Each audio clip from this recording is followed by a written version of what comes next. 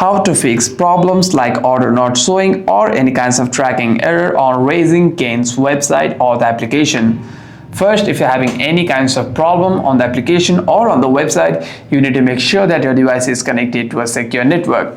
Swipe down on the control center and make sure your Wi-Fi or cellular data is turned on and is connected to a secure network. By doing so, you shouldn't be facing any kinds of internet issues. However, if the order is still not showing, what you can do is, if you are on the application, you want to simply log out and log in into your account again. However, if you are on the website, you want to simply clear your cache of the Safari once. After that, you want to scroll down all the way and click on apps. Here you want to scroll down and navigate yourself to the Safari app. Open Safari and you want to scroll down and simply clear your cache by tapping on clear history and website data. And by doing so, the next time you open the website, you shouldn't be facing such problems.